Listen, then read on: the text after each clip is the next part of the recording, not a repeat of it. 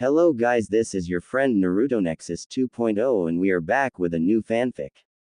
Which is what if Naruto became the powerfully Shinobi and got Harem with Ino, Haku and Yakumo Part 1. And if you enjoy this fanfic then please press the like button and subscribe to my channel for more fanfic like this. And now start the fanfic. No, after about 8 years of the constant crap, sometimes it being literal crap, he got thrown at him. He had two options: try and seek the approval of those that would rather see him dead in a ditch, or say it all. Seeing as at this current moment he was being chased by the ever stereotypical mob, there were even pitchforks and torches. He found himself leaning towards the latter option. Who might this person be? Well, our main character, of course. Is there like an angry mob store where they get a group discount or something? 'Cause this shit is just ridiculous. Ladies and gentlemen, meet Naruto Uzumaki Namikaze, the pariah of Konohagakure no Sato. Most would be wondering why an 8-year-old kid would be running away from a mob of angry villagers out for blood at such a young age, and the answer is actually quite simple: Kyuubi. By the age of 8, young Naruto was much more mature and jaded than any child or person should be. But when about 89% of your own home village wants to have your carcass mounted on their wall, it kind of becomes your only option. Having lived on the streets after getting kicked out of the orphanage at the age of 4 and doing these fox hunts on a near monthly basis, Naruto knew damn near every nook and cranny of the village. Using said knowledge of his home village, Naruto knew the best place to lose the mob. Even if there were any ninja mixed among the crowd, he doubted they were of enough skill level to be any better than the villagers, otherwise he would have already been caught. Even still, as a precaution, he had picked out a route and a hiding spot that would lose even a seasoned chunin. Noticing that the beginning of his escape route was coming up, he ducked under a thrown rock and made a sharp left into an alleyway. Racing to the far end of the alley, he found the small hole in the chain link fence that would allow his small body to squeeze through to the other side. Not leaving anything up to chance, the young blonde continued running as fast as his little legs could carry him to his next obstacle. Making another quick left and using the momentum he had built up, he threw himself onto his chest and slid through a small window into an abandoned warehouse. Naruto felt a sting on his chest, notifying him that he had scraped himself up pretty badly with that last maneuver he had pulled, but the alternative of letting them catch him was far worse. Quickly looking for the ladder that would lead him to the roof of the building, he spotted it in a dimly lit corner and made a mad dash for it. Climbing it as fast as he could with his lung burning and his body aching all over, he finally pulled himself up onto a catwalk of sorts. Continuing on with his survival-inspired obstacle course, he ran to the end of the rusty and rickety catwalk and, finding the loose window pane, opened it and was welcomed back out into the moonlit world once more. A quick sprint later and he was opening and closing the door of a stairwell leading down to the building across from the warehouse he was just in. Considering this was the slums of Konoha, he highly doubted any of the members of the mob would still be following him at this point, so he jogged down the stairs, still being as quiet as possible just in case. Murphy's Law seemed to dictate his every move after all. Finally reaching the bottom of the staircase and consequently the end of his life or death Olympic sprint, Naruto could do nothing but collapse onto the cold concrete floor. Laying on his back, the only sounds that could be heard were those of the rats scurrying to and fro and Naruto's own ragged breathing. Even with his own Uzumaki enhanced stamina and Kyuubi adding to that, running for your life for the better part of a half hour would leave most anybody tired. I'd give you a 10 for execution, but your showmanship could use some touch-ups. Considering your age though, I am still rather impressed. Echoed a deep yet smooth and even-toned voice from somewhere in the building. As soon as our little blonde protagonist had heard the beginning of the words, he had instantly frozen up. Even now Naruto held his eyes shut and slowed his breathing and hoped with all that he was that Murphy had not him over yet again. As much as I would enjoy a game of opossum with you, I would much rather have a civil conversation. Finally the disembodied voice gained shape, though the shape wasn't exactly welcoming. The owner of the voice seemed to literally melt out of the shadows, shrouded in an all-black cloak that looked like it had seen better days. Regardless of its torn and ragged appearance, it still served the purpose of completely covering the figure from head to toe. The only thing really discernible about the figure was that he was damn near 6 foot, was male, and his body looked to be built to hit both hard and fast. Despite his rather bleak and short life, Naruto liked to think himself an optimist of sorts, but even he knew that there was no escape. While the figure had been talking to him, he brought up his mental map of the area and knew that any and all escape routes would require him to expend energy he just simply did not have at this moment. Even if he could somehow muster some magical force to give him an extra energy boost, he knew that based on what his instincts were telling him about this imposing dark figure standing only feet from him, he would not make it too far. Sighing, the sun-kissed blonde decided that if the stranger had wanted him dead, he would have not been getting up anytime soon, and if the stranger was just biding his time or drawing it out, well, he was already dead, so might as well enjoy it. Naruto attempted to rise into a sitting position, but soon hissed in pain and groped at his chest in a bid to stop the horrible pulsing pain coming from there. Suddenly the pain was replaced by a warm feeling washing over his body. Naruto would have fallen asleep if it were not for the rather loud sound of something metallic clattering at his side. Looks like when you pulled off that little slide maneuver of yours, you weren't exactly paying attention to what was on that floor. Turning his head to look at what had caused the metallic clang, he saw that the figure had pulled out a handful of thin, jagged pieces of some kind of metal. Mustering what breath he could, Naruto managed to mutter out a small, "Thank you." "No problem, kid. Now how about we get to that little chat of ours, hum?" Reaching out his hands, the figure grabbed Naruto around the small of his back and raised him into a sitting position against the wall. The figure unceremoniously plopped himself down onto the floor in a cross-legged sitting position. Ensuing was a very awkward silence. Naruto tried to find out anything else about this mysterious man as subtly as he could, with no success. The damn cloak hid everything from sight. Naruto couldn't even make out a face or piece of hair because of the cloak's hood. "So, I'm assuming you have some questions you wanna ask me, huh?" began the strange man. Well, what did you do to get those metal shards out of me without, well, cutting me open?" questioned the young blonde. "Well, that's a pretty lengthy explanation, so in a nutshell, I healed you," provided the figure with an obvious chuckle at the end. Having to resist the very heavy urge to either sweatdrop or facepalm, Naruto attempted to move the conversation forward by asking his next question. Well, why did you help me? I'm not ungrateful or anything, but, well, most people wouldn't do that for me." Well, that answer is pretty simple. I'm not most people. More specifically, I'm not some inbred, backwards, hat villager that can't tell the difference between a jailer and its ward. Spoke the figure in a calm and even tone, which was surprising considering the colorful words he had just used. What now? Spoke the now thoroughly confused Uzumaki. Don't get him wrong, he agreed with the man's views on the villagers, but the whole bit about a prisoner and ward had left him at a loss. I see, so you don't know. What do you know about the night of October 10th? Spoke the now serious figure. Though how Naruto knew that he had no clue because that damnable cloak. My birthday? Asked the now even more confused blonde. Yes, your birthday, and also the day of the Kyuubi attack, continued the shadowed figure. Well, the Kyuubi attacked and the Yondaime Hokage fought it and eventually defeated it, saving the village, but at the cost of his own life, Naruto stated, right?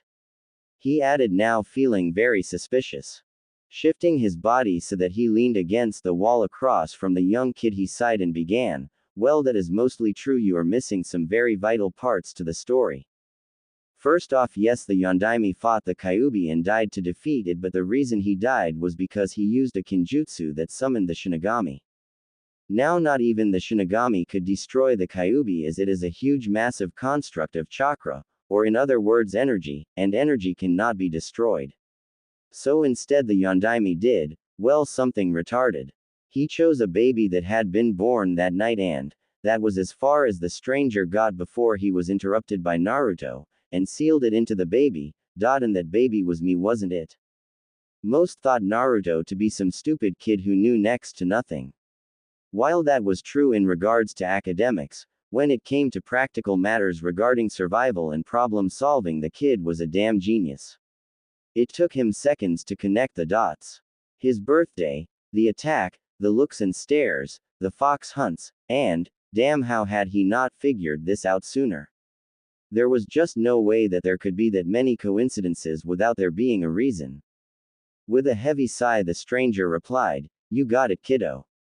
Giving Naruto a few seconds to deal with this rather significant revelation, the stranger then continued, "So how you feeling there?"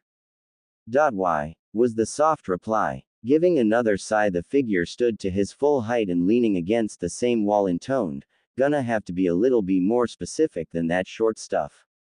Why did he choose me for it?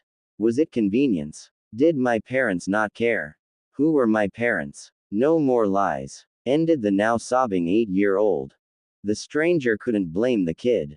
The poor bastard had grown up an orphan, hated by most anyone he had ever encountered, and when he had found someone he thought he could trust and who genuinely cared for him, he finds out the old monkey had only been lying to him. "I didn't really know your parents personally. But I can say this, when your mother found out she was pregnant with you, not a one person could get her to shut up about how she was going to spoil you and treat you like a prince.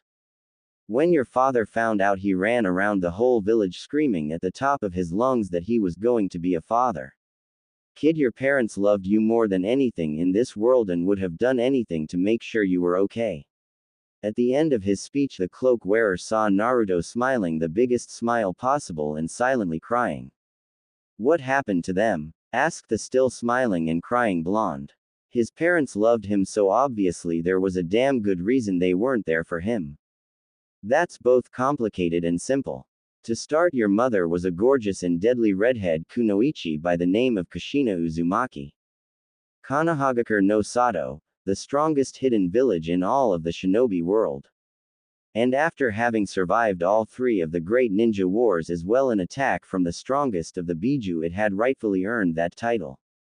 However, at this moment Konoha didn't seem to be the strongest ninja village but rather a city like any other.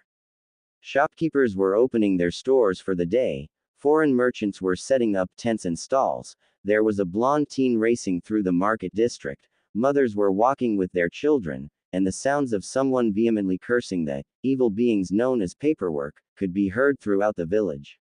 Yes, just another day in Konoha.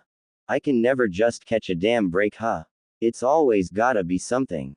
Spoke the blonde teen known as Naruto. A lot had happened in the years following Naruto's meeting with the strange cloaked man, though from an outside perspective it seemed as though nothing had ever changed. To most, Naruto was still the blonde idiot who some, though a significantly less amount, still wanted dead. Soon after the meeting with the man, Naruto had almost disappeared from Konoha. For about 2 years the only time anyone saw him was when he would come into town for the occasional visit to Ichiraku Ramen, and after that not even the Anbu could find him. The Sandame knew this for a fact, as he had tried to find out what the blonde was doing and where he was going by having Anbu tail him. But try as they might, they could not find hide nor hair of the Jinchuriki unless he was seated at his stool in the ramen stand. Soon Sarutobi grew worried. The part of him that saw the little blonde Uzumaki as his grandson feared that something or someone had gotten their hands on him, and the Kami no Shinobi side of him feared much the same but for an entirely different reason. After all, it would not do to have Konoha's Jinchuriki fall into the wrong hands. Then after 2 years it seemed as though Naruto had moved back into Konoha from wherever he had been for those 2 years. A vast majority of the people who had hated Naruto had seemingly either forgotten about it or moved on with their lives in those years as well. This meant that by the time Naruto had moved back in, he was seen as just another villager. Only about 30% of the village still hated him, and less than half of those people would actually put any effort into showing it with more than just a dirty look or sneer. All in all, village life had continued on smoothly regardless of Naruto's being there or not, and much the same was happening in the academy as well. Where Naruto had been the dead last of his class before his mysterious vanishing, he was now an average student. He scored decently on tests, both practical and written, and his clothing even reflected this mundane new Naruto. Gone was the bright orange jumpsuit, to be replaced by plain black shinobi pants with various pouches and taped at his ankles, a long-sleeved black shirt whose sleeves he rolled up to his forearms, black shinobi sandals, and black fingerless gloves with the Uzumaki spiral engraved on the metal plate. Though this was still Naruto, and regardless of how he changed, two things forever remained the same: his unhealthy obsession with ramen and his love for the color orange. In homage to his love of said fruit color, he wore two leather strips, those things Sasuke wears in the Chunin exam, on each wrist in a burned orange color. The only hiccup seen upon Naruto's return was his placement in the academy. He had not attended classes during his 2-year absence, and his performance before that was not exactly something one would want to present. The head of the academy, who actually saw the potential in the blonde, decided that it was for the best that he be placed in the class 2 years below his, the class of clan heirs. When he had found that out, Naruto had a small chuckle at the irony of a class full of the clan heirs. Seeing as he carried both Uzumaki and by extension Senju blood in him, with him in the class all of the founding clans of Konoha were being represented. Jumping back to the present, the reason for our blonde protagonist letting out a rather colorful string of words was because he had stayed up training to perfect one of the higher tier techniques the strange man had left to him, and consequently woke up late. Now he was running at Chunin speeds to reach the academy in time for the exams today. He had no illusions of him not passing. When he had mysteriously vanished, he had spent those 2 years in the deepest, most forgotten forests of Hai no Kuni training to the ground. Thanks to the cloaked man, who he had later learned was named Vincent, and his present of several large scrolls each covering a branch of the shinobi arts and liberal use of kage bunshins, God, the technique was so op, he had grown by leaps and bounds.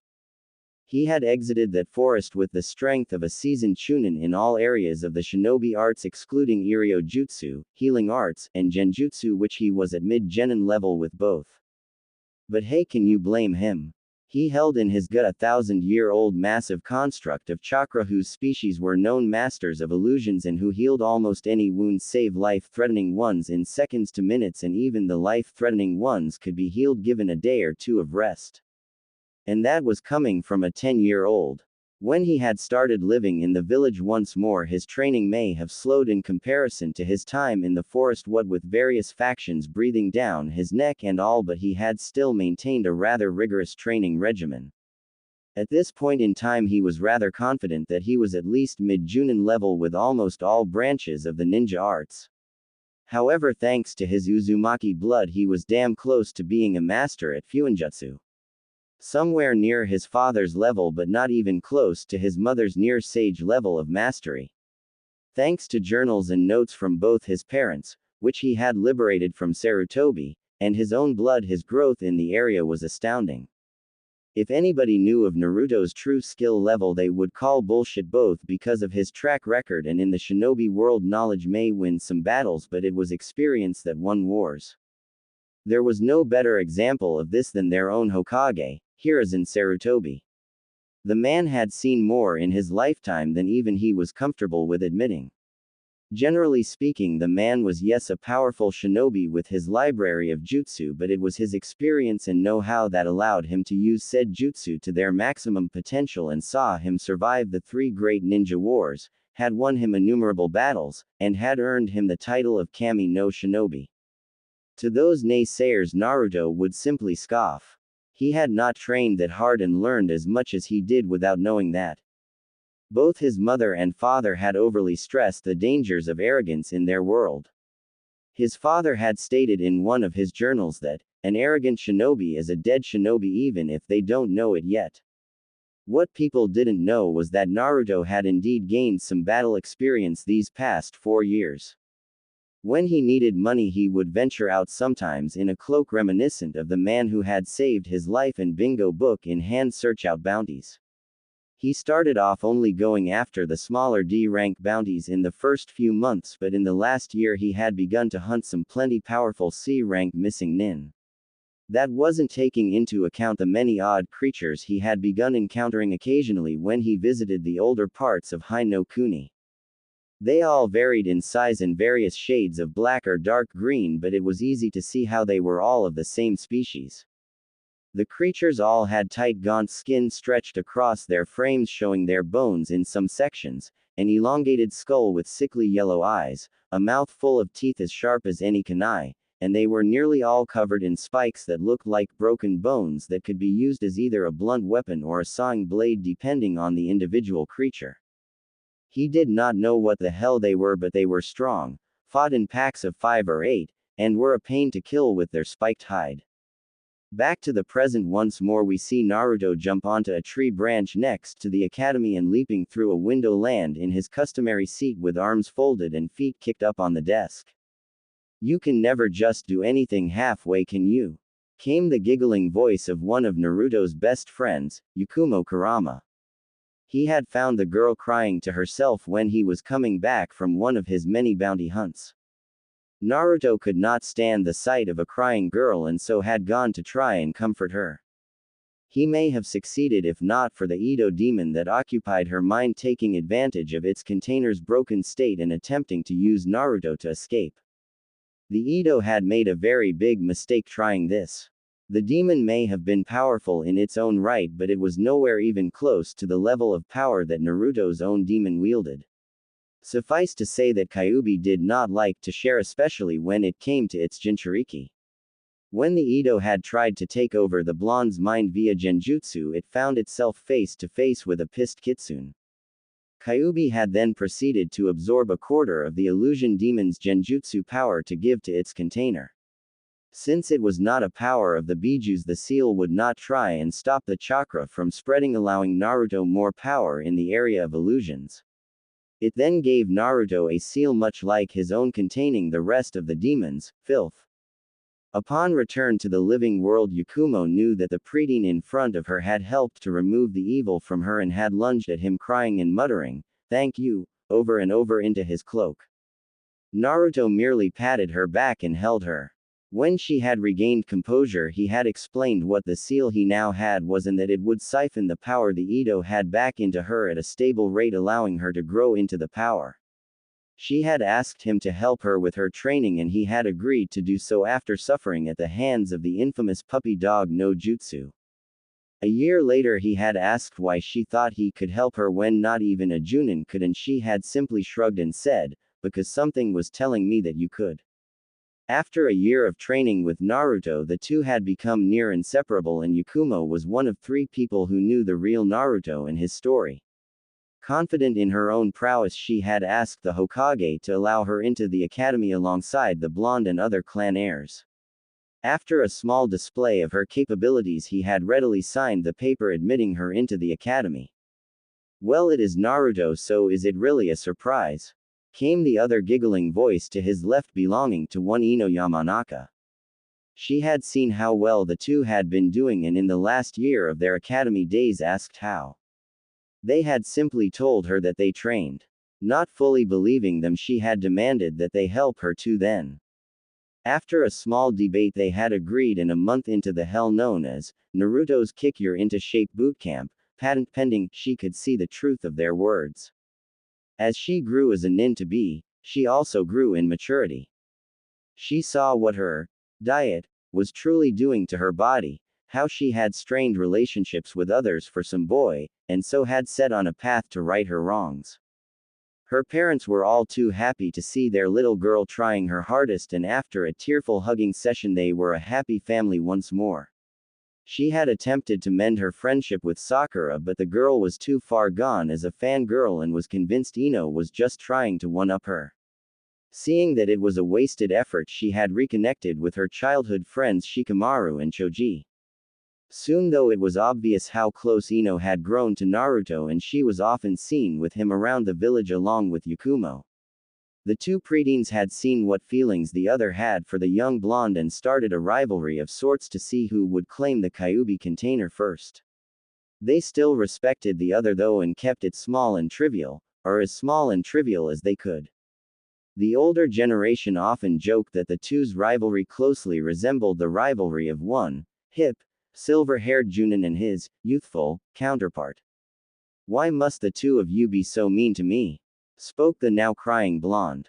Oh, hush up, you big baby, spoke the ever bossy Yamanaka. You act like we actually hurt yer. She started only to stare in shock and slight rage as she saw the black-clad form of her crush wailing into the arms of her brunette rival, who was currently consoling the blonde by stroking his hair, whispering things about the mean blonde not hurting him while she was around. Oi, the hell, she shouted at the two.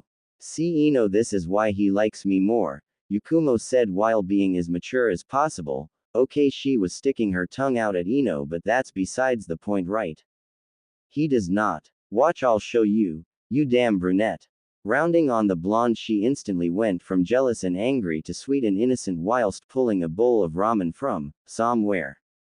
Oh Naruto, look what I got for our special day today, she damn near sang. The once wailing blonde was now happily munching on the bowl of ambrosia, to him at least, while leaning into the embrace of his fellow blonde. Seeing her plan working, she blew a raspberry at the brunette, who was currently pounding her head on the desk, muttering, how could I forget the damn ramen? Alright, shut the hell up, you brats, and get ready, came the booming voice of Iruka Yumino, the class Chunin instructor. Get ready. The Genin exams begin now. Across the village in the Hokage Tower, we find the Sandaime along with a group of Junin instructors peering into his crystal ball, watching the very same exams. Blowing on his pipe of whatever the hell he had in there, the cage spoke, you heard the man. It begins. Let's see this how this year's hopefuls do, nay. The first part of the exams will be a written, testing your knowledge of our history and some battlefield situations you may find yourself in. Iruka lectured as he and his assistant Mizuki passed out the test papers. You will have 1 hour to finish this exam and no more. If you are caught cheating, you will be penalized 3 points off your test. If you are caught twice, you will fail this portion of the exam, continued Mizuki. As soon as all the papers had been passed out, Iruka gave the signal to begin and the students were off. Right off the bat, a handful of the students from civilian families had earned a failed status. Iruka and Mizuki of course noticed far more than just those students cheating, but considering their methods of doing so met the cheating standards of the test, they simply ignored them. The ones that they, or at least Iruka, worried over were Naruto and his little group. Naruto seemed to have fallen asleep, much like a certain Nara not too far from him. Yakumo was merely looking out the window, and Ino was just filing her nails with a kunai. As time whittled down, more of the civilian students received a fail grade. Kiba had gotten caught once using Akamaru, Shikimaru had gotten caught trying to help Choji, and one of the fangirls had gotten caught attempting to help Sasuke, though he didn't much need it. Sakura had filled it out on her own prowess, if you could call it that. Shino, well, no one knew what the hell he had been doing behind that collar and dark glasses, and Hinata had used her Byakugan to help her out. After the clock had run out, the instructors gathered the tests and Mizuki led the class outside for the other portions of the exam while Iruka did some quick grading. Once outside, all the students proceeded to stretch or give some sign of relief, showing their happiness at finally getting out of the stuffy classroom. Alright, now we'll be moving on to the field exams. First up, we got accuracy tests. You will be given 10 kunai and then 10 shuriken. The goal is to aim for the center of the dummy. We will be going in alphabetical order, so Shino, you're up first. With that, Mizuki stood aside with a clipboard ready to write down the marks. Shino, in the style of a true Aburame, merely flung the kunai in groups of 2, showing as little effort as possible. He did the same with the shuriken, earning him a score of 17/20. One by one, the students went up, with the clan air group earning no less than 15/20 and Sasuke earning a 19/20, though Yakumo and Ino scored the same, which surprised everybody in the class. It was finally Naruto's turn, and deciding to show off a bit, he grabbed all 10 kunai in between his fingers and casually tossed them. Grabbing the shuriken in a show of speed and dexterity, he fired them off not even a millisecond later. None of the weapons hit the designated target, and most of the class was laughing at the blonde's mess up.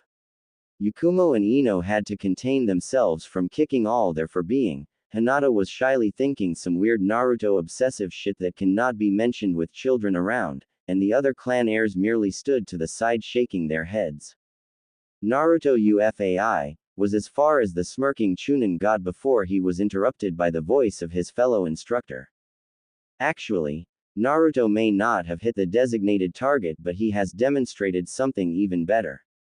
Each of his weapons has hit either a vital organ, an area that would leave the enemy near death, or a one-hit kill spot. So I think he deserves full marks on this one. Don't you, Mizuki? Spoke the scarred the Chunin.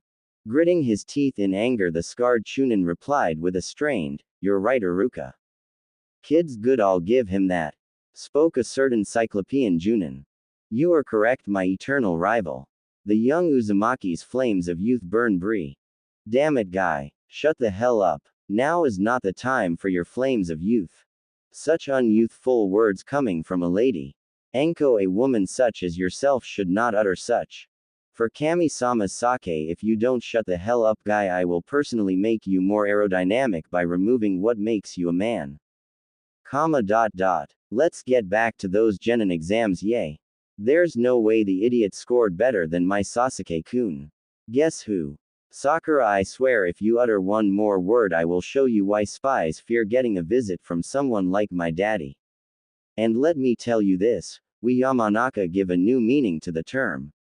Got it? After the Yamanaka heir had said her piece, many students had gained a new fear of crossing Ino. Moving on then, spoke the slightly fearful pineapple-haired Chunin. In his short stint as an Anbu he had heard many things about the famed Yamanaka interrogators, and suffice to say even Ibiki feared them and their Kekai Genkai. We will now be moving on to the Taijutsu section of the exams. You will either be paired with me or Mizuki based on a random drawing. You will have to last anywhere between 1 to 2.5 minutes in the ring to pass.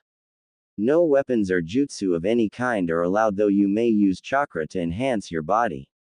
If you step out of bounds or are soundly defeated by either of us before the time limit, then you will fail this section. Keep in mind you must pass at least 3 of the 4 exams in order to receive a headband from this academy. Line up in any order, and when it is your turn, draw a name from the hat. In groups of 2 the line thinned until only the Uchiha heir and the Uzumaki heir remained. Naruto decided to go first and, sticking his hand in the hat, drew out the first piece of paper he felt. Unfurling the paper he read aloud with a grin, "I got you, Iruka-sensei. Guess that means you get Mizuki then, Sasuke." And to that the emo merely h-end, yup, Sasuke officially had his own verb. Strolling into the ring, Naruto and Iruka bowed to each other before assuming the academy stance. Don't go easy on me now, Naruto, you got it. Spoke the grinning Chunin. Well, I don't know you are getting on in years there, sensei, joked the blonde genin-to-be. Naruto, I am so kicking you for that comment now. What's that old ma, Hajime? And with that Iruka raced towards Naruto at about genin level speeds. Deciding to start off simple, Iruka began his assault with a simple punch aimed at the blonde's face. Naruto had of course seen this coming miles away and decided he wanted to reveal some of what he could truly do to his pseudo-brother. A short hop later and Naruto was standing on Iruka's outstretched hand. Striking at near Junin speeds, Naruto aimed a kick to the side of Iruka's head. Now he may have quit Anbu years ago, but that didn't mean his skills had dulled too much, and with a turn of his wrist and ducking his whole body, Iruka held Naruto by the ankle and using momentum attempted to slam the black-clad academy student into the ground. The Jinchuriki may have been surprised at this turn of events, but he quickly recomposed himself and, seeing what was happening, stretched out both arms and pumped a bit of chakra through the limbs, allowing him to stop his body from meeting the ground without injury. Using the chakra built up in his arms, he pushed back against Iruka and, using his free leg donkey, kicked his sensei in the solar plexus, successfully knocking the wind out of the tan Chunin and freeing his other leg. Taking advantage of his sensei's lack of air and surprise, he twisted his body from being on the ground on all fours and in little more than milliseconds was in the air with a kick heading straight for the instructor's ribs. Iruka, not wanting to get hit in the chest twice in a row, brought up his left arm and blocked the kick aimed at his ribs. To his surprise, he actually felt the bones in his left limb rattle from the power of his student's kick. sending chakra through his left arm to dull the pain and making note to dodge instead of block any further attacks. The scarred man used the same hand he had used to block to grab Naruto's outstretched hand and use it to pull the blonde into his range. With Naruto quickly heading towards him, Iruka twisted around so his back was to his pseudo-little brother and forcefully rammed his right elbow into the surprised academy student's gut, sending spittle all over his shoulder. Trying to not give the blonde room to counter, Iruka kept his hand wrapped tightly around Naruto's wrist and sending his right arm under the armpit of his student, he once more tried to slam the Kyuubi container into the ground. This time Naruto let his legs fall to the ground first, absorbing the shock and once again stopping him from meeting Mother Earth. Letting his body go completely slack on the ground, he used his free hand to grab onto Iruka's arm that was still latched onto his own, and curling into a semi-ball he pulled himself up and his sensei down to introduce the bottom of his sandals to Iruka's face. The last thought Iruka had before he made out with Naruto's sandals was, "This is gonna hurt like a bye." As the last 2 rounds of the taijutsu test had started, many of the students assumed that the match between Sasuke and Mizuki would be the one to watch. But with Mizuki trying to suck up to the Uchiha heir by going easy on him and leaving all kinds of openings in his attacks, it was over before Naruto and Iruka had even started theirs. With that, all the students turned to watch their other sensei fight with Naruto. Based on Naruto's standing in the class, the students had assumed it was going to be nothing special, but boy were they surprised when Naruto had, in the blink of an eye, stood on Iruka's arm and lashed out with a kick aimed at their sensei's head. As the match continued, the jaws of everyone there continued to drop lower and lower. Even Yakumo and Ino were surprised at the level of power the two were fighting at. They knew Naruto was strong, but he had never showed them how truly skilled he was. Everyone was even more surprised with how evenly matched the two were. The students of course knew that their instructor was strong in his own right, but with as comical and boring as he seemed most of the time, they would have never imagined that Iruka could fight at such a level. In the Hokage Tower, the group of Junin and even the Hokage himself were shocked at the level of skill being displayed by an academy student and a Chunin instructor. Some among the group knew that Iruka had been in Anbu at one time, but thought that after years of teaching at the academy that his skills would have dulled considerably, but here he was grappling and fighting at a mid-Junin level. Even more surprising was the fact that one Naruto Uzumaki was the one responsible for pushing Iruka to fight at that level. Now what the academy students didn't realize was that this was even more shocking because this was pure taijutsu being used. Many of the Junin and even the Hokage himself suspected that had this been an anything goes kind of match, there would have been a great deal of collateral damage as well as many more surprises. This also confirmed for Sarutobi that Naruto had been hiding a great deal of his true strength, among other things. Normally this wouldn't bother him, but considering this was both someone he considered his grandson and the village's Jinchuriki, he couldn't very well let it slide without knowing the true extent of the young teen's power. It also didn't help that Naruto had stopped referring to him as Gigi and their bond had become strained when the young blonde had dissa. He knew something had happened when Naruto had vanished. Looks like he would need to have a talk with the blonde Uzumaki soon. As Naruto was helping Iruka walk back to where the rest of the class was, his instinct screamed that something was going to happen soon. Taking note of it, he broadened the area that his senses normally encompassed to a slightly larger area. He also made sure to activate his empath sense as well to be even safer. Naruto had always been able to get a feel for what intentions people had for him ever since he could walk, but it wasn't until he met Vincent that he understood why. It seemed that being an empath was somewhat of an Uzumaki trait, and it had appeared in several of the Uzumaki clan's greatest clan heads to some degree. He guessed that he must have inherited it from his mother, and thanks to having the mightiest of the tailed beasts stuck in his gut, the sense had been amplified to even greater heights. He wondered if it would be passed down to any children he had, like a Kekai Genkai. For the moment he just put that thought into the ask Kyuubi later pile. Alright class, onto the last portion of the exam. You will be asked to perform the basic 3 academy jutsu, Kawarimi, Henge, and Bunshin. If you have anything else you feel would showcase another skill you have, this would be the time to do so. Anything you show will be counted as extra credit, announced Iruka. Majority of the civilian students fared decently enough on at least 2 out of the 3 jutsu, and a handful of them even had some other jutsu or skill they had learned elsewhere, earning them their headbands. The clan heirs all did perfect on the basic 3, and all of them had a clan jutsu to show off what their clan was known for. Deciding to return to his average performance again, Naruto performed the 3 jutsu as asked, and as extra credit performed a minor wind jutsu that would put out campfires or cover tracks, which disappointed Iruka, Yakumo, and Ino, as they had wanted to see what else Naruto could do. Wrapping his arms around the shoulders of his 2 best friends and with his patented foxy grin on, Naruto said, "So girls, we've passed our genin exam and are free the rest of today. What say we go celebrate?" "Sorry Ruto, but daddy and my mom wanted to have a family dinner to celebrate tonight," sighed the slightly saddened Ino. She loved her family dearly, but she was still very tempted to go with her crush. "Yay, my aunt and uncle wanted to do the same. Sorry Naru-kun, but I promise we'll do something together tomorrow, okay?" Yakumo said, trying to cheer up the blonde. Though his foxy grin was now gone, he still smiled to cover up his sadness in front of the girls. "Yay, of course. Don't even worry about it. You two go home and have fun, alright?" With a hug and a kiss on the cheek from both girls, Naruto found himself alone. He had come to accept his life as an orphan long ago, and thanks to his somewhat sensei Vincent, he had gained closure with the matter.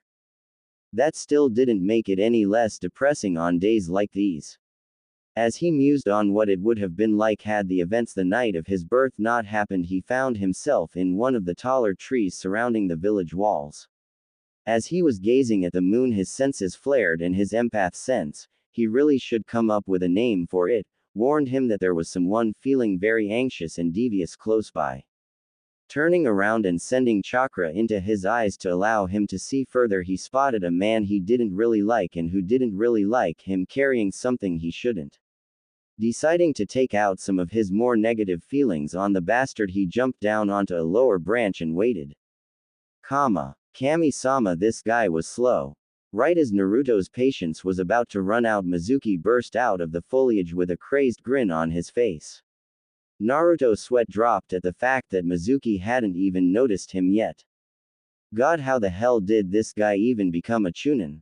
Shrugging and deciding to take advantage of the situation at hand, Naruto waited for the right moment before he leapt up and axe-kicked Mizuki, sending him plummeting to the forest floor.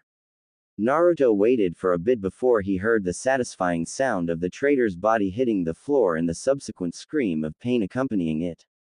Chuckling to himself, he calmly leapt down to the forest floor to find Mizuki struggling to get out of the crater he found himself in. Whistling, Naruto began, "I guess I put more power into that than I thought. Oops, haha. What the hell? What the air you doing here, demon?" came the pained voice of Mizuki. "Ouch, Mizuki, you wound me," Naruto said with a fake hurt look. "And I was actually just out enjoying the lovely night air when I happen upon you with what looks like the village's scroll of sealing. Now I may have just gotten my hit I ate, but I'm pretty sure that shunins don't have that kind of clearance." Finally getting into a standing position, even though he was shaking and hurting all over, he grunted out, "You demon brat. I won't even be marked as a missing nin if I kill you here and now." Sweet dropping once more, Naruto began, "Okay, seriously, how stupid are you?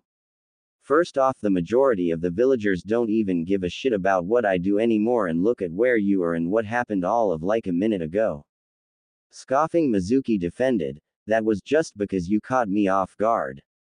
There's no way you could was as far as Mizuki got before he was interrupted by Naruto's foot meeting his face. The chunin turned traitor was then reminded that Hino Kuni's trees were some of the thickest and hardest in the whole elemental countries, and it didn't look like he was getting up anytime soon. "Are you serious?" Face palming, Naruto sighed and gathered the traitor on one shoulder and the scroll of sealing on the other. He had no need for it because most of the jutsu didn't suit his style, and any that did were already in either the scrolls Vincent gave him or in the ones his parents had left to him. Guess it's time for that talk with Sarutobi. Probably what all my senses were warning me about. Sarutobi was a very patient man, and if all you did for most of your day was sit behind a desk and do paperwork, you'd be patient too, or insane, probably both. But his young pseudo-grandson was testing this patience. He knew that Naruto knew that he wanted to see him for very important business, and Hiruzen knew damn well that Naruto was far from slow if that short fight with Mizuki was anything to go by. So why the blonde teen still wasn't in his office after 10 minutes was trying his patience. Finally, a highly frustrated Hiruzen got up and announced, "Okay, that's it, I am tired of waiting." And waiting for who, ya old monkey? Only 4 people had ever had the gall to call him that, and with 2 of them dead and another traveling the countries to maintain a spy network that left only one person who that voice could belong to. Turning around, he spotted the teen he had been waiting for casually sitting on a chair in the corner of his office munching on a bowl of ramen. He then spotted the body of one unconscious silver-haired traitor along with the scroll of sealing haphazardly thrown on the sofa next to said teen. "How the I'm getting way too old for this shit," lamented one very stressed Hokage. "I'll say, I've been here for the past like 3 minutes waiting on you to notice me," chimed the Jinchuriki. "I'm not even going to try and dignify that with a response. Now first off, Anbu." With that, 3 shadows appeared standing as straight as possible in front of the Hokage. "I want 2 of you to escort Mizuki to the T&I department and find out exactly who he was working for, and I want the last one of you to take the scroll of sealing back to its proper place in my library." With a small hi, the 3 Anbu along with the scroll and Mizuki vanished from the room. Turning his gaze upon the now serious blonde, he began, "Now Naruto, we need to have a talk. First, I would like to congratulate you on completing your first A-rank mission. Your mission pay will be deposited into your account before the night is out. However, we have more pressing matters to attend to." Sarutobi noticeably sagged in his chair and assumed a look that showed how old the man actually was. "What happened to you? First you disappear for 2 years, and when you come back you're hiding things from me. You stop calling me G." "Let me stop you there, Sarutobi." Naruto cut in with an uncharacteristically serious tone and stern look. "I'm gonna tell you this right now. Where I went and what I did is frankly none of your business. All I will tell you is that I received help from someone, and that same someone revealed to me things that had been kept away from me for far too long." Sarutobi noticeably cringed at that. "I feared that that was the case. I take it you know everything then. Everything from the fox to whom my parents were, yes. Something you continuously lied to me about on several occasions. And that is the reason I no longer call you Gigi. You lost all the respect I had for you that day. But Naruto, you have to understand why I did it. I understand perfectly, Hiruzen. You were protecting the village from Iwa and Kumo coming for blood. And don't say it was for me. Had I been just any other child you wouldn't have cared. It's because I'm the village's weapon on a leash that you did all this.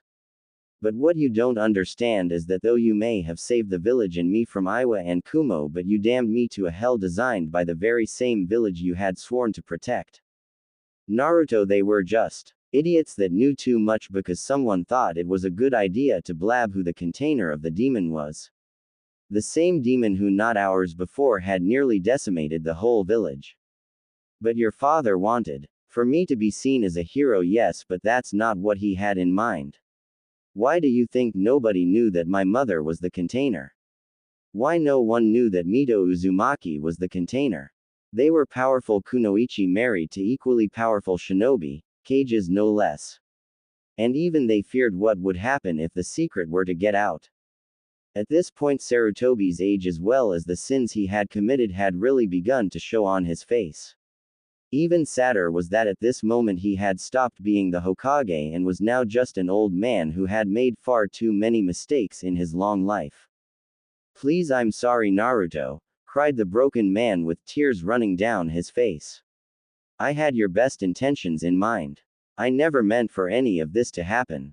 At one time I loved you like a grandfather. You were one of the few people I would have given my life for. I respected you. At one time you were truly the Kami no Shinobi, a respected and feared man. Now all I see is an old man who is too afraid to rock the boat for fear of another war breaking out. Maybe you should listen to yourself for once, sneered Naruto.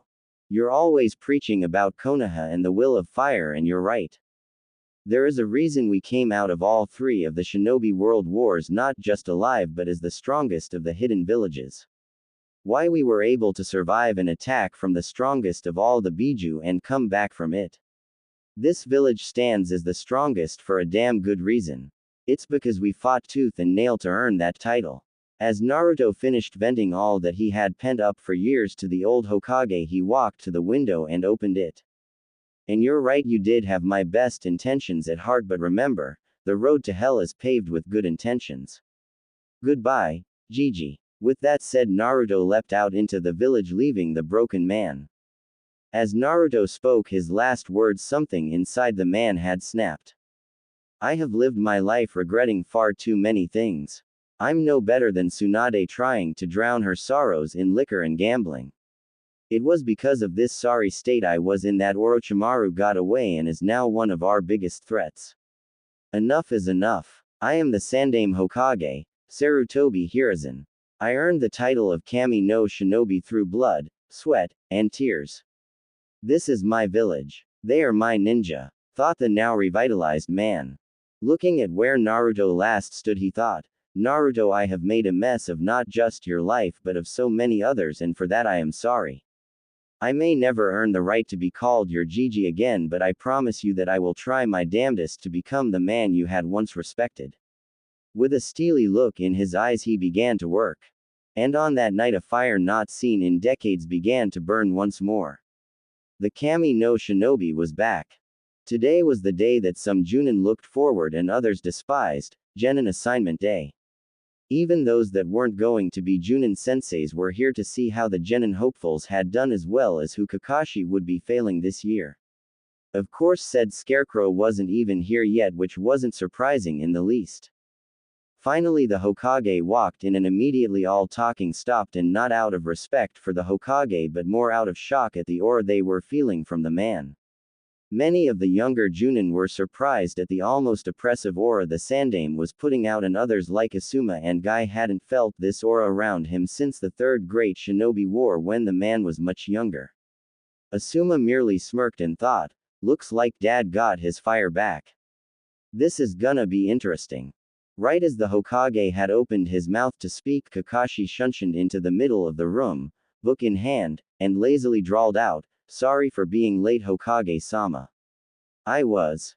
Enough. Hiruzen shouted, flaring his chakra slightly, showing them why he was Hokage. I have heard enough of your excuses, Kakashi. I've let it slide before because you are one of the more powerful shinobi we have in our forces, but no more. You are a ninja of this village and I am your Hokage.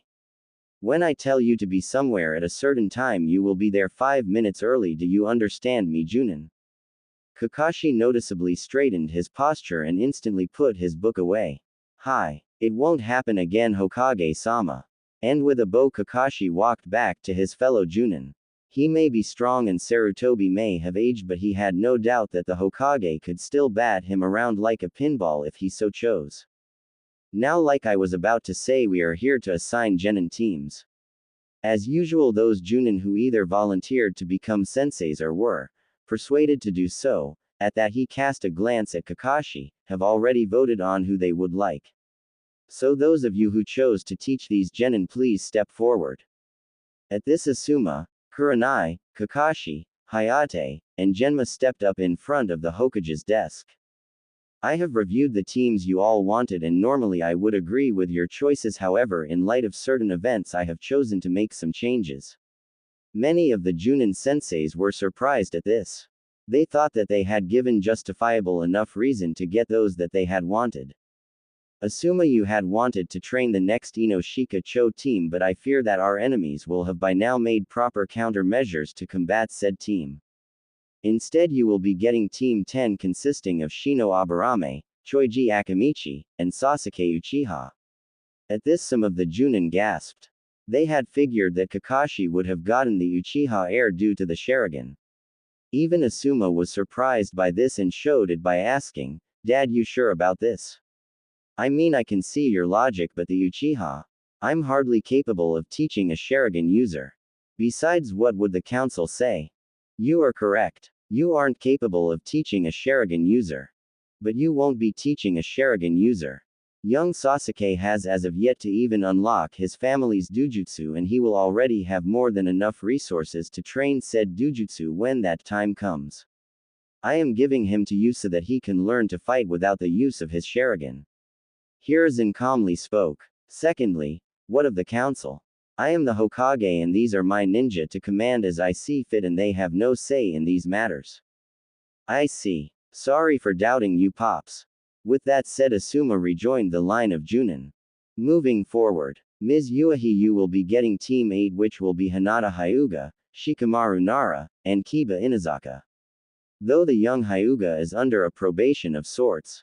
Thoroughly confused and worried about what the Hokage meant by probation, the red-eyed beauty inquired, Hokage-sama. "What do you mean by probation?" "That's quite simple. The heiress is far too shy for this line of work. If she has not made a significant amount of progress in said area as well as skill, then she is to be removed from the program and recommended to join the Med Corps instead." Shocked and afraid to say more, Kurenai merely nodded and assumed her place in line once more. "Now Kakashi. You will be receiving the team of Naruto Uzumaki Namikaze." As he said this, many Junin had their jaws hit the floor. The kid was the son of their Yondaime. After thinking about how similar the two looked for all of 4 seconds, those same Junin face-palmed. The kid was a damn carbon copy of Minato. How had no one realized it? Kakashi was surprised, but not that Naruto was his sensei's son. He had known that for years and had tried his damnedest to adopt the child, but was thwarted by the council at every turn. The most he could do was sneak the kid presents and protect him from mobs when he could. Kakashi was surprised that Sarutobi was finally releasing that information.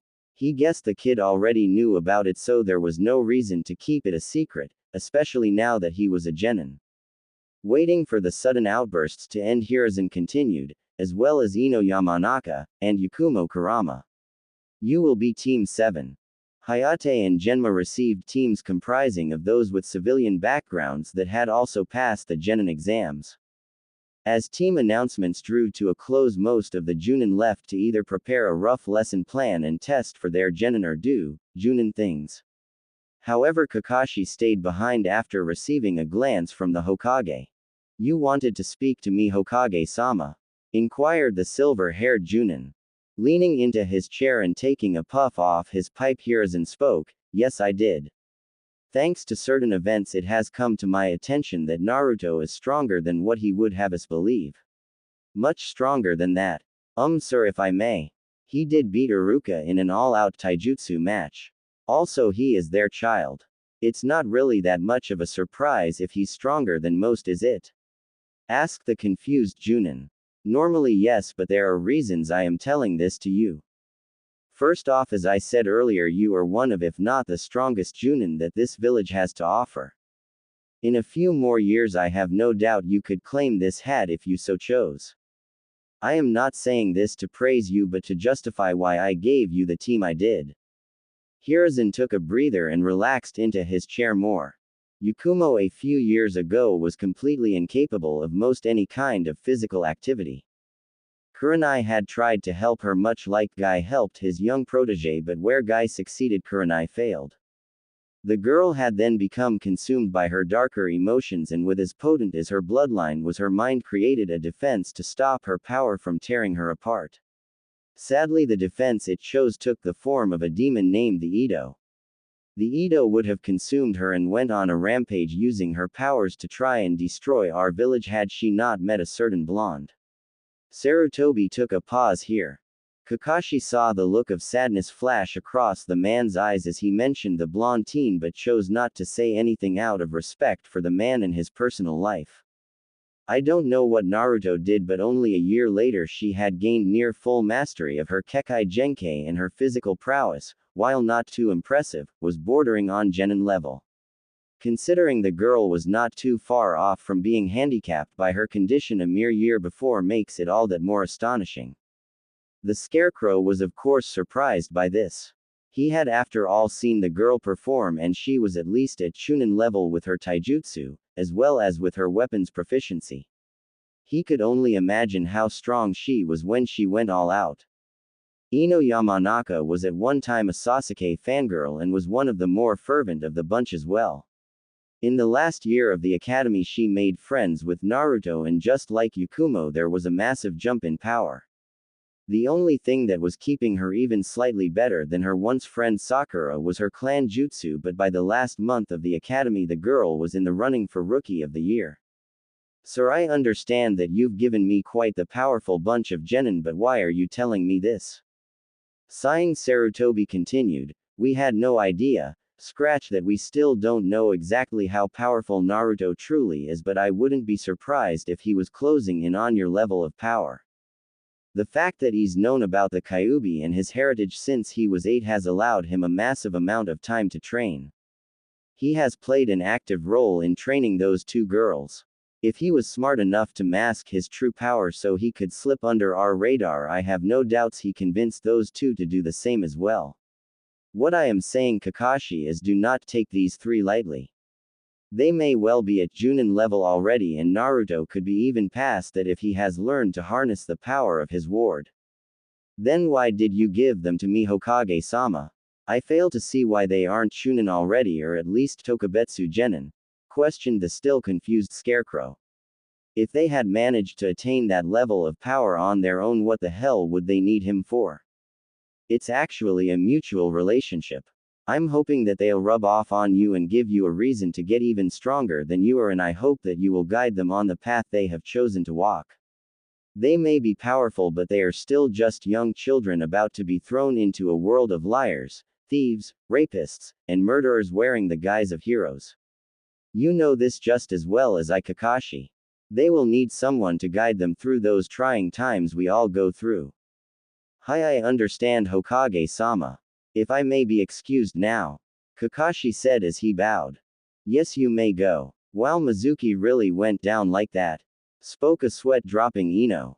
Yeah, I know the guys was pretty weak compared to us, but geez. Spoke an equally sweat-dropping Yakumo. Wrapping her arms around Naruto's left arm, Yakumo continued, but this is Naru-kun we are talking about, and he is my amazingly strong guy after all. Yakumo said as she laid the sweet innocent girl act on as hard as one possibly could.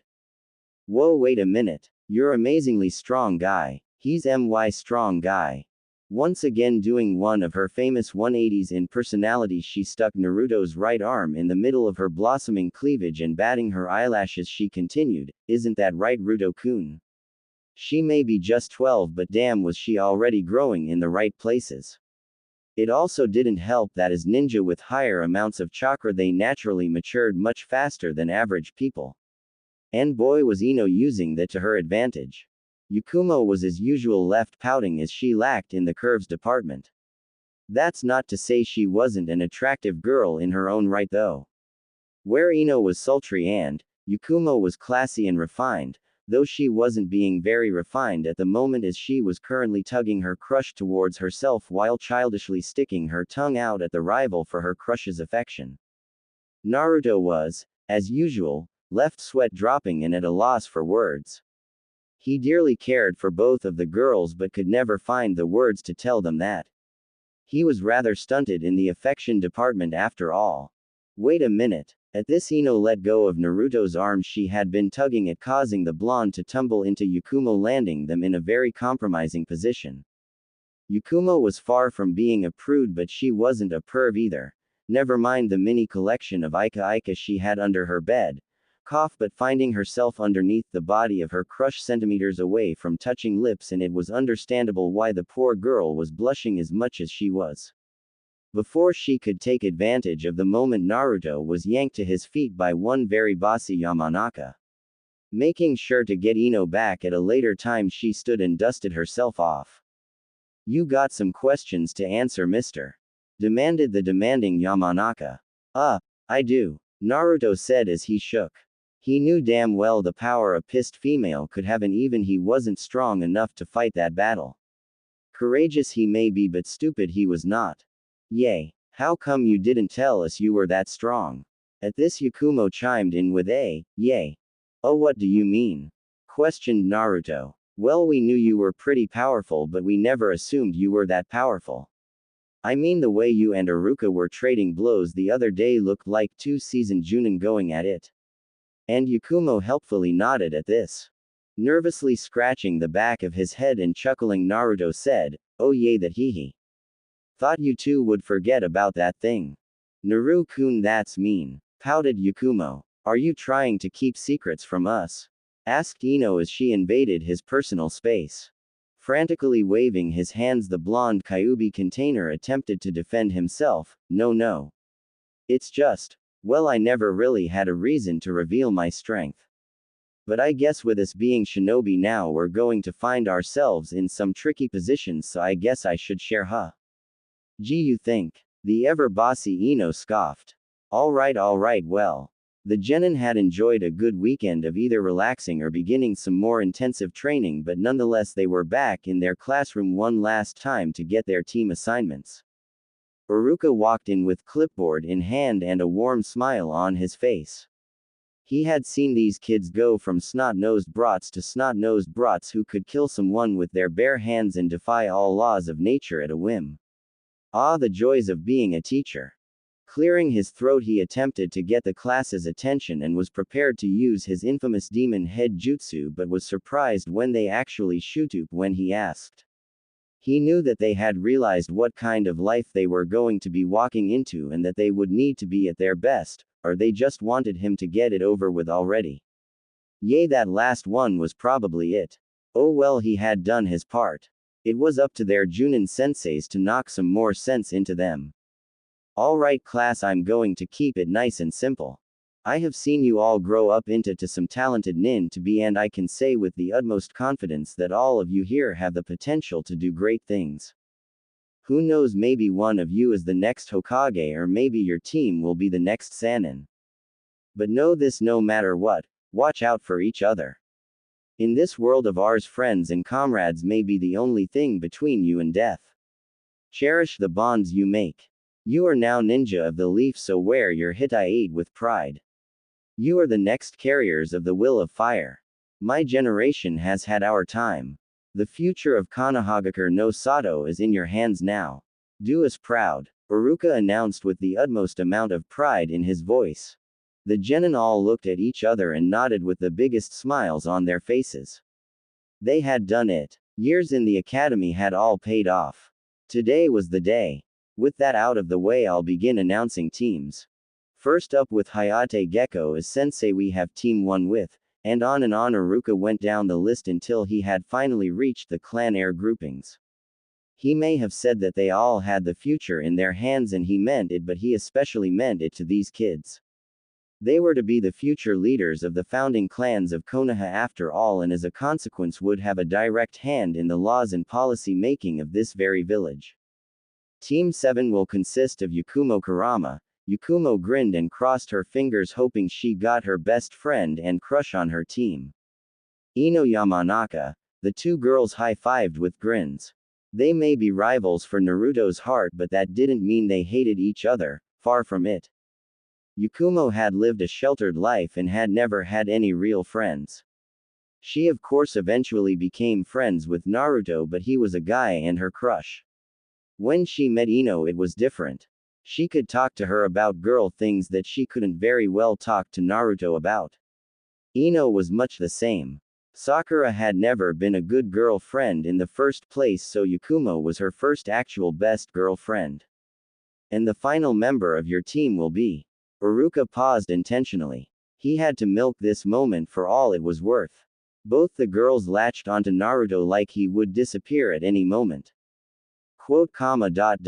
Naruto Uzu was as far as he got before the two girls screamed in happiness that they had gotten their crush and pseudo-sensei on their team. They may be kunoichi now, but they were still preteen girls with a crush after all. Naruto merely sat there with his foxy grin on. He had worried that they wouldn't be placed on the same time, but maybe this was the Sandaime trying to apologize to him. He knew that that was probably the case, but he also knew that the man may also have ulterior motives. Alright, you two. Let me finish. Yay. Now, as I was saying, your final team member will be Naruto Uzuma. I'm so stupid. The genin were surprised, as Iruka was never one to curse without good reason, and he was now also pounding his head on the desk. What the hell was he doing? Naruto narrowed his eyes at this. Unless our sensei is the Hokage himself, there is no way that Iruka would have reacted like that. There has to be something to this, but what was? Oh shit, the old man did he? Taking a break from making a spectacle of himself, he gave Naruto a pointed look and asked, "Did you know about this, Naruto?" "Know about what, Iruka-sensei?" asked a very suspicious blonde. "Your full name?" At this, all the students turned to look at Naruto. He had a longer name. They had never paid much attention to him, and since there wasn't an Uzumaki clan compound, they had just assumed his parents were either civilians or forgettable ninja that had died when he was young or something. Naruto sighed before he replied, "Yay, since I was 8. My old sensei told me the whole story." Whoa, wait, Naruto had a sensei when he was young. That explained how he showed up and started doing as decently as he was, as well as his 2-year absence from the village. But what was this whole thing about his name? Guess the Hokage wanted it to be known finally, so do you mind?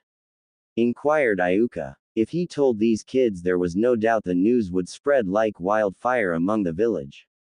Knowing the villagers, they would either riot in denial, though not very likely, or turn Naruto into a damn celebrity. And he knew Naruto wasn't comfortable with either of those options. Yay, sure. I can handle any backlash it may cause now. I have a feeling the Hokage is prepared as well if he's releasing it, sighed Naruto. This was gonna be a long day. Okay, if you say so. The final member of Team 7 is Naruto Uzumaki. Namikaze.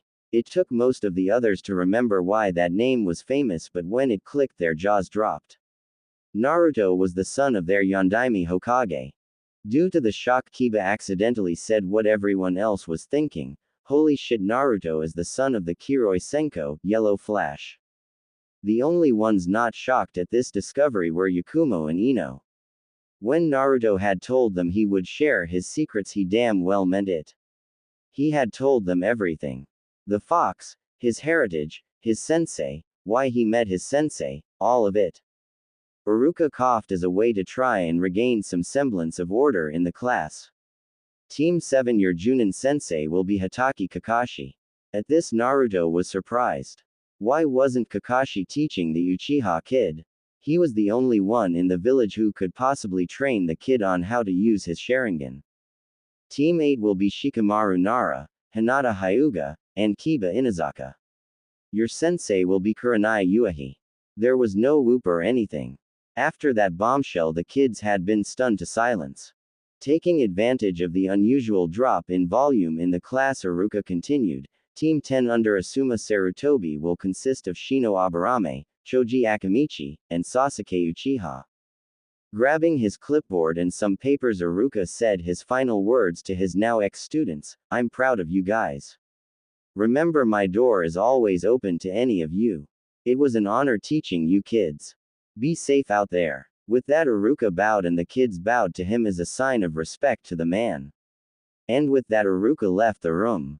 Before the kids could begin pestering Naruto with questions, Hayate and Genma showed up to grab their teams. Not seconds later, Asuma and Kurenai showed up as well to take their teams. As soon as the room was cleared, Yakumo and Ino looked at Naruto with concerned eyes. "You sure you're gonna be able to handle it, Naruto? You remember what you told us might happen if the village ever found out, right?" questioned an oddly kind Ino. Yakumo was a girl of few words and simply wrapped her hands around his arm and laid her head on his shoulder. Had this been another time, Naruto's fellow blonde would have made a scene, but now was not the time. Naruto needed all the support he could get. With that in mind, she mirrored Yakumo. Sighing yet again, "Yay, I'll be fine. As long as I don't start getting gray hairs from all this sighing I'm doing today, haha." Taking his arms out of the grasp of the girls and wrapping an arm around each of the girls' waists, he continued with a grin, "Besides, I got two beautiful and strong kunoichi by my side, right?" "Of course," spoke a blushing yet still pumped Yamanaka. "You bet, Naru," murmured the very comfortable genjutsu user. "Though I wonder where our sensei is," she continued. "Oh right, almost forgot about that. Hey Inu, you can come out now." Naruto spoke, surprising the girls. Then they sensed it too. The chakra sitting at Uruka's desk. Turning, they saw a silver-haired man wearing the standard Junin uniform with his hitai covering his left eye, with his feet on the desk reading a certain little orange book. They both face-palmed at that. How the hell had they missed the guy? Guess they had been too worried about Naruto to notice. They made a note to not let that happen again. Had this been anywhere else, they very well could have been dead and Naruto wouldn't always be there to save them.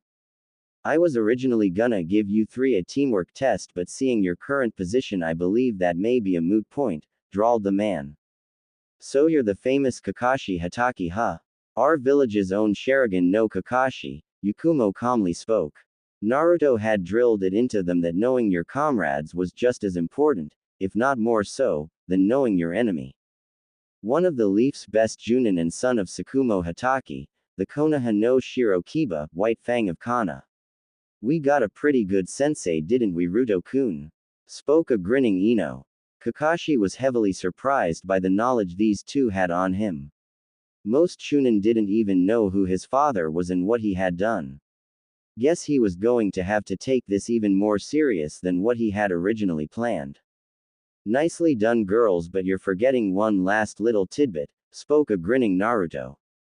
Turning to Kakashi, he began, "He was also the student of my father in the second incarnation of Team 7 and only a few years later was a well-known Anbu captain and was in the running for taking the position of head of the Anbu Black Ops."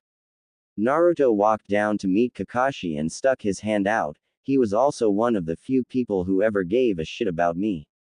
How've you been, Inu ni?" finished the now smiling genin. Kakashi just chuckled and shook his head. He really was in for it with this team. "Good to see you again too, Naruto ni. Okay, so now that we are an official team, we need to get some things out of the way first. You three know each other better than anyone else in this whole village, but as your sensei, I need to know you three just as well so we can actually work together efficiently." At this, the three genin nodded. He wasn't wrong. Just because they could work flawlessly together didn't mean anything if their Junin leader knew next to nothing about them and their styles. He had much more experience and was far stronger than them, well, except Naruto. Even still, he did have an edge over even Naruto. He had been raised and fought in the last great ninja war and had seen and done things they may never have too. So to start it off, let's share our likes, dislikes, hobbies, your dream for the future, as well as general strength level, as well as what you think your specialty is. Pointing at the sole person with a normal hair color on the team, he said, "Why don't you go first, Shy One?" At that comment, both Naruto and Ino chuckled. Yakumo, shy. With a noticeable tick mark, she began, "First off, I'm not shy, you damn scarecrow. I just prefer not to say much, got it? Anyways, my likes are Naru-kun, Ino, and T. My dislikes, when Ino tries to steal my Naru-kun from me, people who intrude on me when I'm trying to get some peace and quiet, arrogant jerks, and people who use others. My hobbies include painting, observing others, meditating, and sightseeing. My dream for the future is to have a happy family with Naru-kun. My general strength level. Well, Naru-kun says I'm around low Junin level without my genjutsu. And my specialty is of course my genjutsu, though I'm fairly decent at Iryo jutsu as well as stealth. An assassin who can make her genutsus come to life. If there was ever more of a perfect assassin, she'd be it. Alright Blondie, you're up next." At this, both Naruto and Ino looked at each other questioningly. Kakashi's sweat dropped. Hee oops. Female Blondie, you go next, I guess. Deadpanning, Ino started, "Dumbass. My likes are Ruto-kun, Yakumo, my family, and vegetable stew. My dislikes are people who purposely destroy nature, Yakumo when she tries to butt in on my Rudo time, assholes, and fangirls. Of course my hobbies are tending to my family garden, spending time with Rudo, and studying the mind arts. My dream for the future is to be a good clan head and have a bunch of little blonde children with Rudo-kun. My strength level, well I'm not as good as Yakumo yet but Rudo says I'm around Haichunin level. My specialty is of course my clan's jutsu meaning I'm great for recon and interrogation. I'm also pretty good with poisons and the like. I'm actually pretty good at Iryo Jutsu too. Boasted the proud Yamanaka. Can't say I blame the girl. A year ago she was a fangirl herself and to have reached her skill level in that time gives her right to be proud. But still she's pretty much strictly a support member and sadly at this time our weakest link when compared to her teammates. However Naruto is probably working on getting her up to snuff so no worries yet. Well now on to our last member. Your turn short stack, the Junin said with a teasing eye smile. How the hell could an eye smile be teasing? The teen grew a tick mark. I grew damn it. And he was right. When he was a kid he had been rather malnourished and so was pretty short for his age. But now, Naruto stood at a good 5 foot 5 inches which was a good solid height for his age. With a huff Naruto spoke, my likes are Yakumo-chan, Ino-chan, my old sensei Vincent, ramen, and the color orange. My dislikes are arrogant assholes, child abusers, a certain Uchiha, and people who prejudge others. At the remark about a certain Uchiha Kakashi grew curious. Uchiha, there are only 2 left in the world and Itachi never did anything to hurt the kid. In fact Naruto loved Itachi. And as far as I know Sasuke and Naruto could care less about the other. Who could it be? My hobbies include training, reading, researching, working on my own seals, and fighting people who give me a challenge. My strength level, without the help of my tenant I'd say about Junin or Anbu level. I haven't really had a reason to use Kyuubi's chakra but I can control up to 3 tails perfectly. At the 4th tail I can somewhat control it but my bloodlust becomes hard for me to fight back. At 5, yay let's hope none of you are around if I ever have to use 5 tails. My specialties are Fuinjutsu, Ninjutsu, and Kenjutsu. I'm decent at all other ninja arts. Naruto finished like he was talking about the weather. Oh yay I forgot that because of Kyuubi I'm an empath. It makes me a sensor of sorts. Holy shit he's that strong at 14. And that's without the Kyuubi. This kid can probably give Jiraiya a run for his money. I might as well hand the team over to him. Guess Hokage-sama was right. I'm gonna have to get stronger if I wanna keep up with these kids. Clapping his hands together and doing an eye smile the scarecrow said, well I guess it's my turn. My likes, my dislikes, good question. My hobbies are R-rated hehe. My strength, well you guys seem to know that pretty well. My specialty is ninjutsu and assassination just you at that. Though I know my fair share of destructive jutsu as well. He looked at his team expecting them to be disappointed at what he had shared but instead he found Naruto was eating ramen, and Ino and Yakumo were talking about clothes.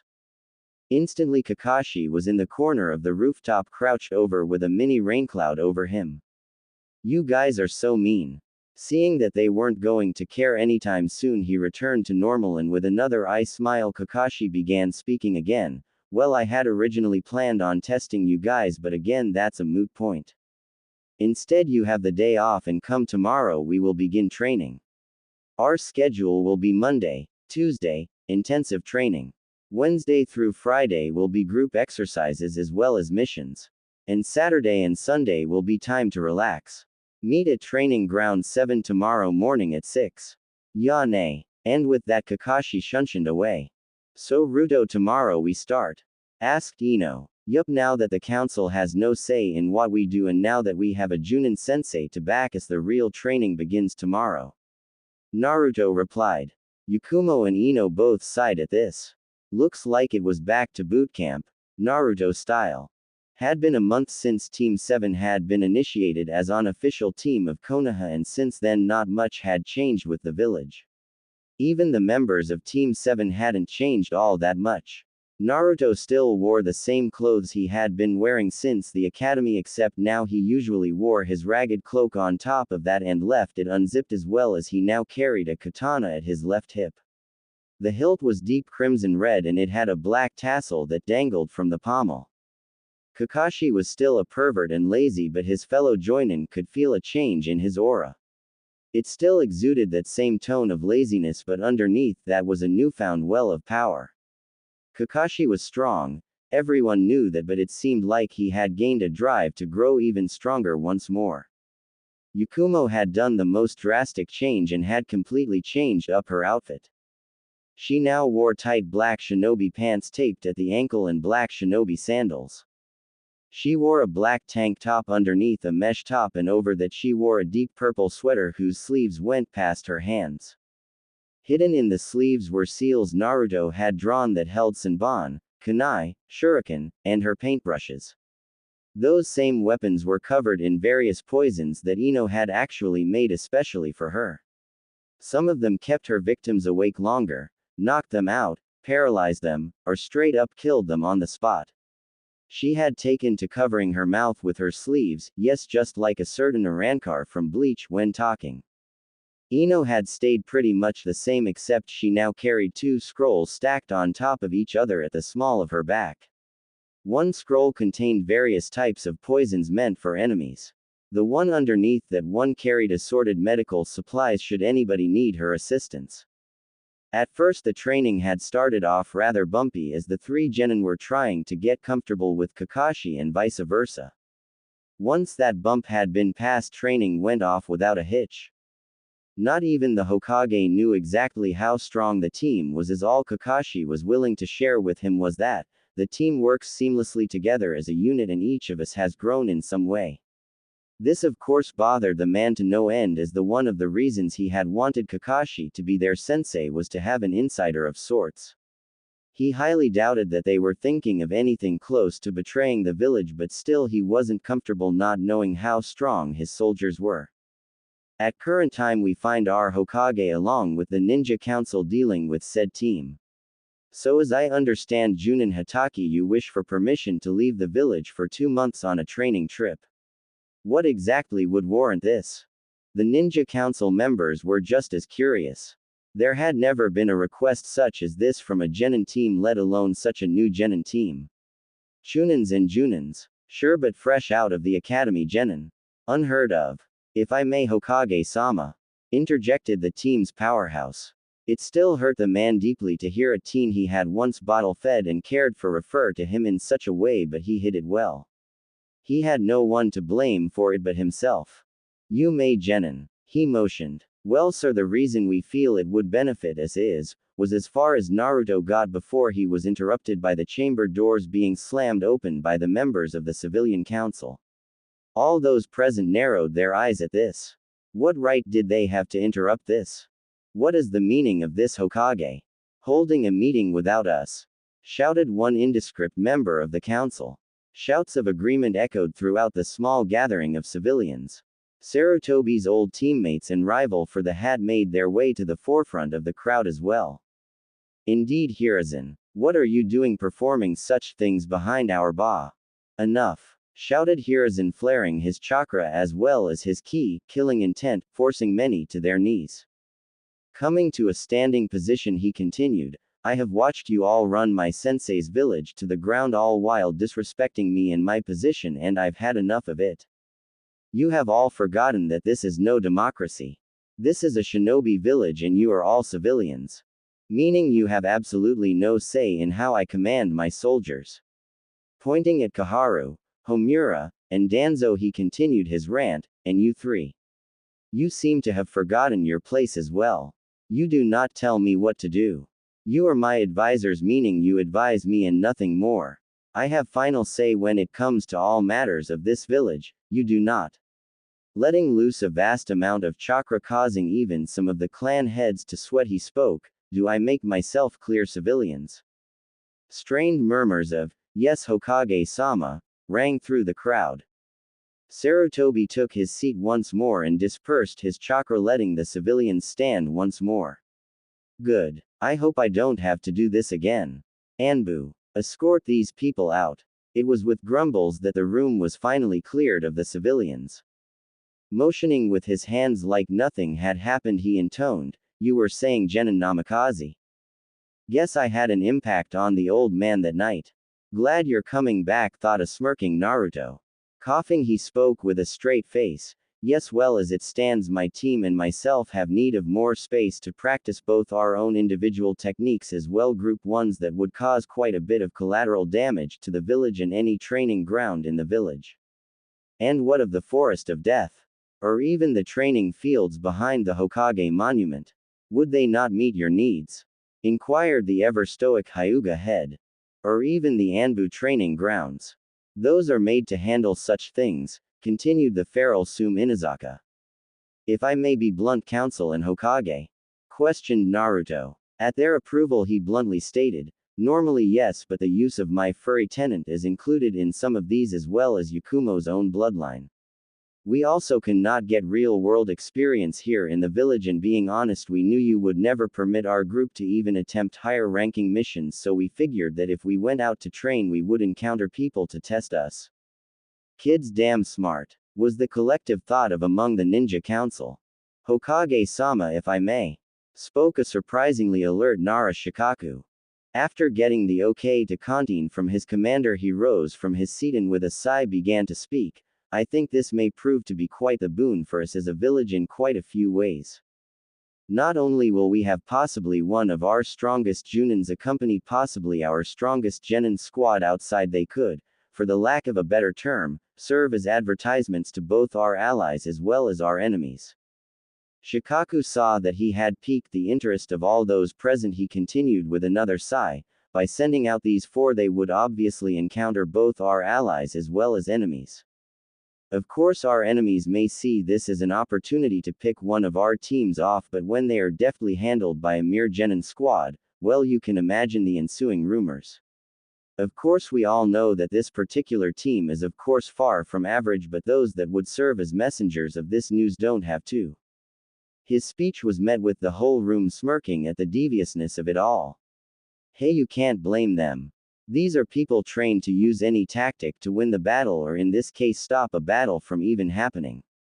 It was dirty, underhanded, and secretive, or in other words a perfect plan for a village of trained assassins. Only minutes later Team 7 was walking out of the Hokage Tower with a scroll signed by every member of the Ninja Council as well as the Hokage himself, allowing them almost Sannin travel rights. It was weeks later we find Team 7 sitting around a campfire after having returned from gaining the bounty of yet another overly missing nin. This had been taken care of by Ino personally. He had said something about her being a bimbo and the rest of the team knew to let her handle it. It was only by sheer luck that they had been able to save the head from being melted by a corrosive acid the Yamanaka had injected into the man, via a rather uncomfortable place that things should not be injected into. Within the span of a few weeks the team had managed to grow even more as a team thanks to them not having to worry about endangering any innocents. The only innocents that suffered were the poor innocent trees they slaughtered on a regular basis.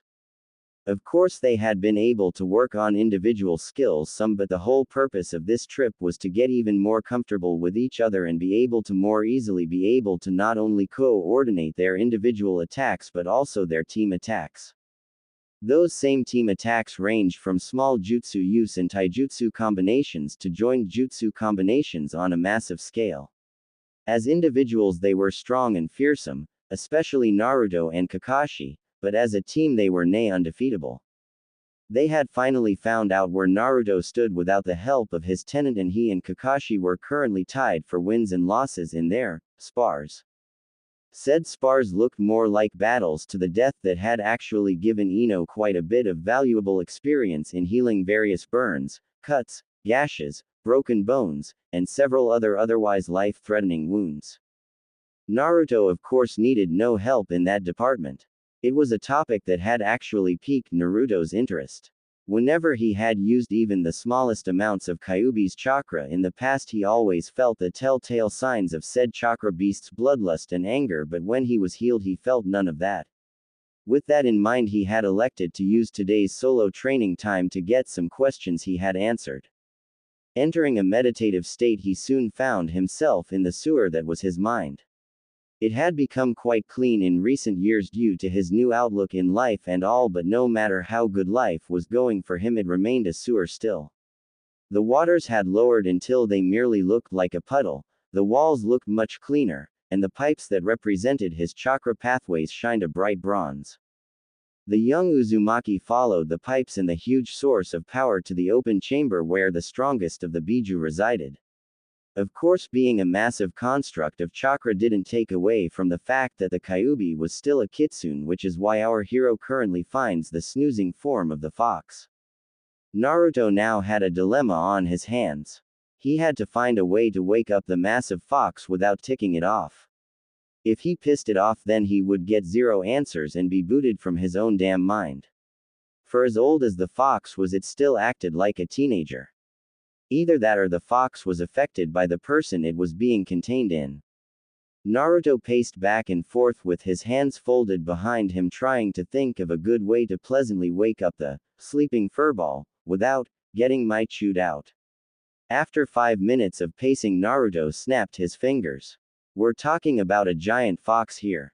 What better way to wake up a giant fox than with a giant rabbit?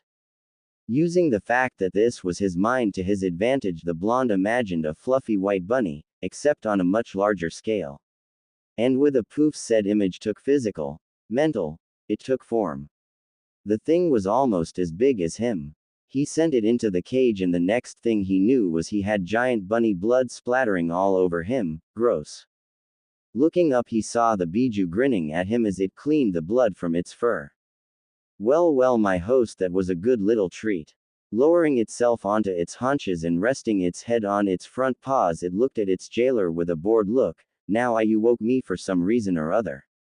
I may be in a decent mood, but I would much like to get back to my nap, so if you would please hurry.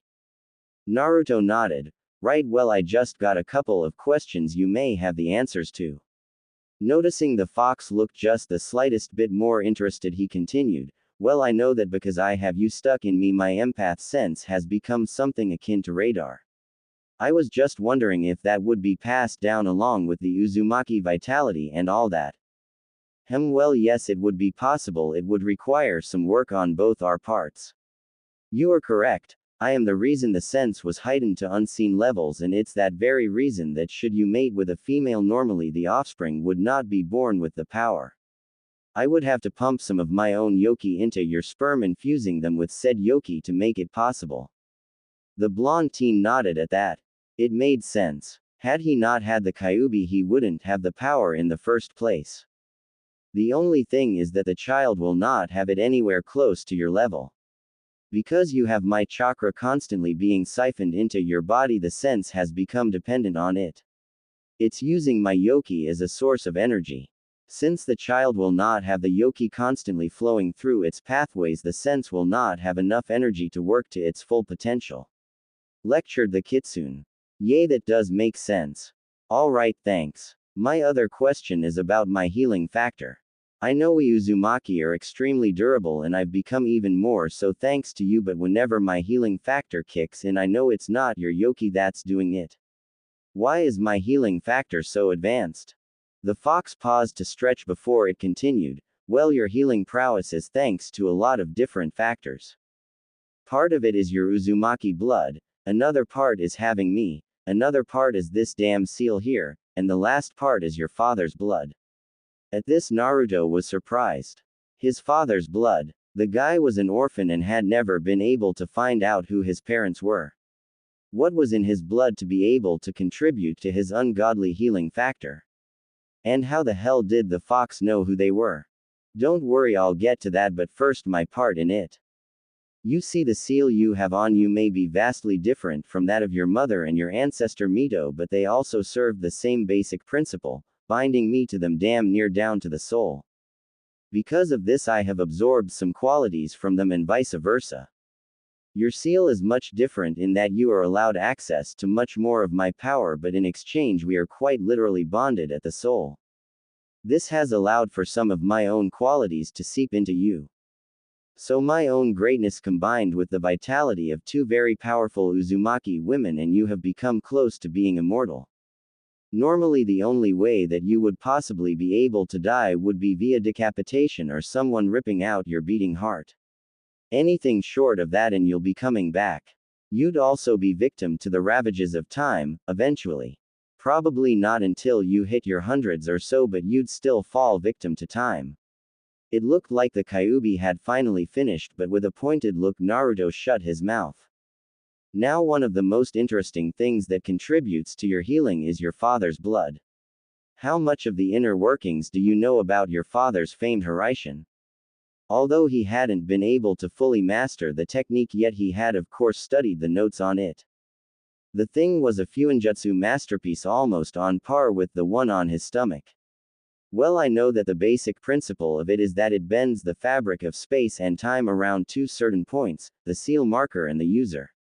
Using chakra, the user is able to make a tunnel of sorts between the 2 points, making travel in between the points instantaneous. It's one of a small handful of known Jikuken time-space jutsu. Yes, and the other Jikuken techniques are not nearly as impressive. Do you realize what you have just said? Your father is bending the very fabric of the universe to his whim with naught but his chakra. If he had lived to be as old as the monkey, I have no doubt he would have been able to use the technique without the marker. But back on topic. What your father is doing is something not even most of us Biju are able to do. I myself only have a very rudimentary ability to do something similar, and I'm thousands of years old. Spoke the now clearly awake Kitsune. It may have at one point been angry at the man, but even it had to respect someone who was able to redirect a Bijudama, tailed beast ball, using a highly advanced Jikuken jutsu.